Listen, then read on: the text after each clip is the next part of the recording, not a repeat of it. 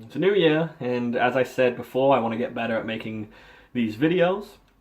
So I figured I may as well start one now before school starts up again. Some of you may also notice that I'm trying to grow facial hair. We'll see how it goes. In March time or so, we are going to be doing full out Shakespeare productions, and so a bunch of the guys have decided to grow beards for these shows, or as we have started to call them, Shakespeards. And I figured I may as well try. School itself starts up again on the 9th of January, and I'm really excited to get started again for a few reasons. I mean, first and foremost, simply because I'm kind of ready for the holidays to be over, getting a bit bored, and I just want things to do. I want something to be giving me a reason to get out the house and go and do something and get outside. The other thing I'm really excited for is that when we start up on the 9th, we don't carry on in Glasgow. Instead, we are going to be at the Globe Theatre in London. For the entire month, we are going to be not only in London, but we are going to be learning from Globe Theatre professionals, getting voice and movement training, as well as performing some scenes from Troilus and Cressida on the Globe stage. And that's so exciting. I kind of forget about it every now and then, but when I stop to really think about it, I realize just how insane that is.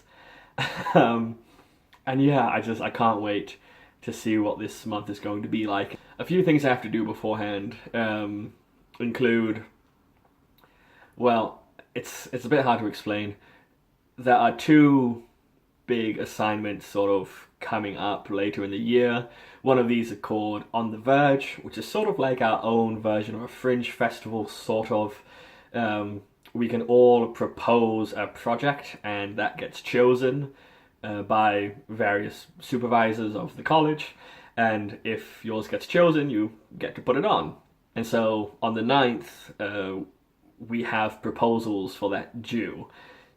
And originally what I was going to do is steal a assignment from my first year of undergrad in drama, where we had to mash up two plays, basically taking two of the required readings and creating a new piece out of the lines in each text, not being able to use anything else. What I was going to do is take that concept and apply it to three scripts, one from South Africa, one from Canada, and one from England. Basically trying to create myself in theatrical form, and hopefully along the way I would find a way to sort of connect with the cultures of all three countries in a way that I haven't really been able to in the past. That's sort of the idea behind that one. And that's my main hope for my On the Verge proposal, and I hope it gets picked up. Then I ran into a problem where the other proposal that we have to do is for something called critical artistry. It's basically an essay on any topic that we want relating to theatre and to our practice. And so I'm trying to go a bit of a theatre theory route, and I want to talk about naturalism. Originally, I was going to talk about how I think naturalism might be a creative dead end, and there's nowhere else for it to go. But as I was starting to write that proposal out, I started to disagree with myself, which wasn't helpful. And eventually I came up with the idea that maybe instead of that, the next evolution of naturalism, the next place for naturalism to go in the theatre is into immersive theatre, because that kind of seems tailor-made for naturalism, but I haven't ever seen a naturalistic production in the immersive style. So that is what my critical artistry is going to be about. The problem that this new idea came up with for me is that, the On the Verge projects have the potential to count as research for our critical artistry. So I could do a show for that, and it would be considered as an experiment or research, and the findings I get out of it can be used as evidence in my critical artistry essay. So with the new idea came up for the critical artistry, I realized that the best way for me to really get evidence for this idea would be to put on a naturalistic immersive show. So now I have to do a second proposal for that. I mean, I could do just one, but I want to do the two of them anyway. So that's the plan for all of that. The other thing I need to do before class starts is to practice my lines for our Shakespeare shows. I can't remember if I said this in a previous video or not, but I got cast in A Midsummer Night's Dream, and I was cast as Bottom, which is awesome. I'm super excited for that. But because our time at the Globe is going to be so intense and so busy, we're not really going to have time to learn lines while we're there, or so we've been told. And so I really want to get those lines down before I leave, so that I can just practice them in any free time that I get.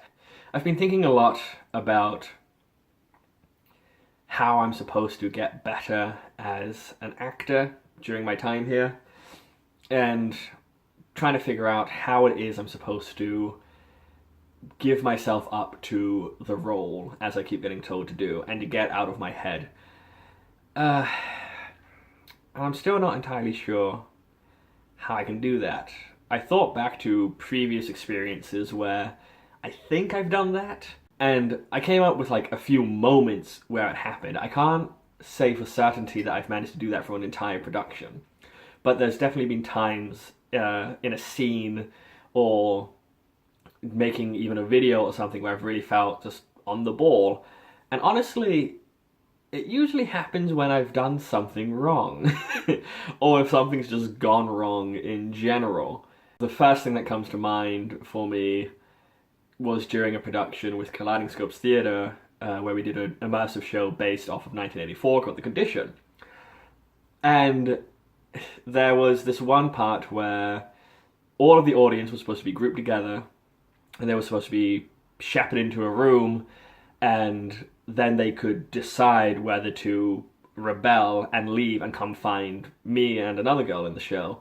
And we were waiting in sort of like the rebel hideout. But what kept happening every night is that we would get one or two people, maybe, leave the group while someone wasn't watching to come and find us. And this just usually resulted in us being like, no, you can't be here, go back, like, wait, the time's not right. But one night, the entire audience just left. They all just ran away from the people who were guiding them just as their back was turned. Me and this one girl were just sitting in this room alone when all we hear is another one of the actors going, "What are you doing?"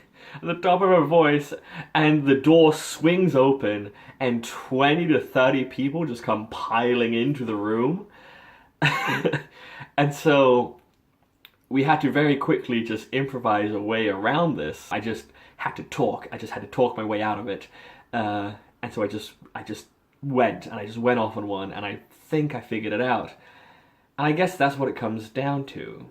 Finding out how not to get too wrapped up in people's reactions and just talk my way out of a situation. Which I guess is what every scene is. You're talking your way into getting what you want, or to getting out of trouble, things like that.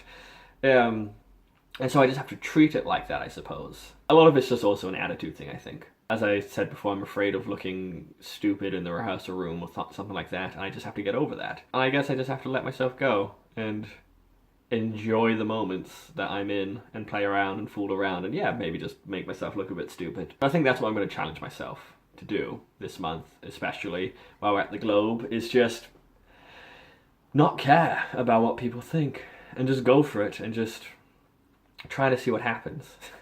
It's easier said than done, but maybe something will come of it. Maybe.